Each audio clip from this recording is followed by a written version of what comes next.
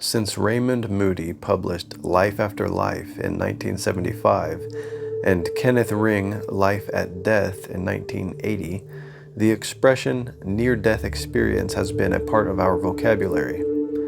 These highly unusual altered states of consciousness occur when the body faces life-threatening circumstances, such as when a rock climber free falls off a cliff. They also may occur when the body actually has begun to die, such as after a massive heart attack or when drowning.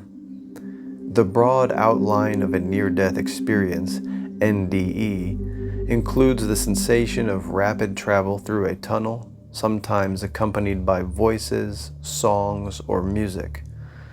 There is the presence of others, living or dead relatives, friends, and family members. These beings also may take the form of spirits, angels, or other helpers. The realization may come that one really is dead. Many experience feelings of great peace and calm, although others report terrifying images and emotions.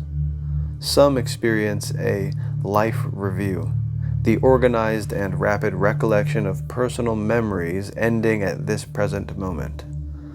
Some feel commanded to return to life because it is not yet time for them to die.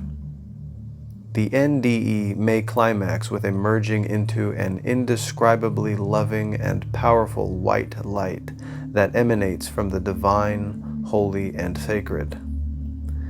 This leads to a mystical or spiritual experience in which time and space lose all meaning. Those who undergo an NDE feel embraced by something much greater than themselves, or anything they previously could have imagined, the source of all existence. There's a certainty that consciousness exists after death. Those who reach the mystical level of the NDE emerge with a greater appreciation for life, less fear of death, and a reorientation of their priorities to less material and more spiritual pursuits. The sense of reality of what near-death experiencers see and feel is undeniably certain, and it's common to hear expressions like, "It was more real than real." It is difficult for those coming back from an NDE to describe it. They often say it is beyond language. Since one of the theories motivating my DMT research was the belief that the spirit molecule is released by the pineal gland when we die or nearly die, I listened carefully for these types of experiences. If outside administered DMT replicated features of the NDE, it would strengthen my hypothesis that endogenous DMT mediates naturally occurring NDEs. However, in only 2 research subjects, Willow and Carlos, did themes of death and dying clearly dominate the sessions. Therefore, based upon what we actually saw during our research, I now think this original expectation was naive. The problem with anticipating frequent NDEs in our volunteers concerns set and setting. Clearly, many of our research subjects experienced a radical and complete separation of consciousness from their bodies. For most of us, this would make us feel as if we had died. However, many of our recruits had already undergone this type of dissociation in their previous psychedelic experiences. They knew what it was when it happened at the research center. They realized they weren't dying or near death, and therefore they could watch the unfolding of effects with far greater balance and poise. They did not panic, but instead kept alert and focused on observing and remembering what was going on. Within a few minutes, the DMT started wearing off, and they re-entered their bodies. Certainly, if their out-of-body state lasted much longer than a few minutes, and if we actually were making efforts to resuscitate them, a more classic NDE might have developed. However, our volunteers were undergoing experiences probably only inexperienced and unprepared individuals would have interpreted as death or near death. Let's first proceed to several volunteers' sessions that make passing reference to death themes. In them, they almost casually refer to the death-like nature of the high-dose DMT experience. Then we'll look more carefully at Willow's and Carlos's sessions in which death and near-death themes took center stage. Elena's high-dose DMT session partook of many elements of a spiritual enlightenment experience. We will hear about them in the next chapter. For now, however, I will share a comment she included in a letter she sent to me a year after finishing her DMT study. More than once, the DMT sessions gave me the gift of truly subjectively knowing the phenomenon described in Introductions to the Dead, in the Tibetan Book of the Dead. Even greater is the gift of knowing that I have had practice dying and returning. Elena's comments were not the only time we heard reference to the Tibetan Book of the Dead.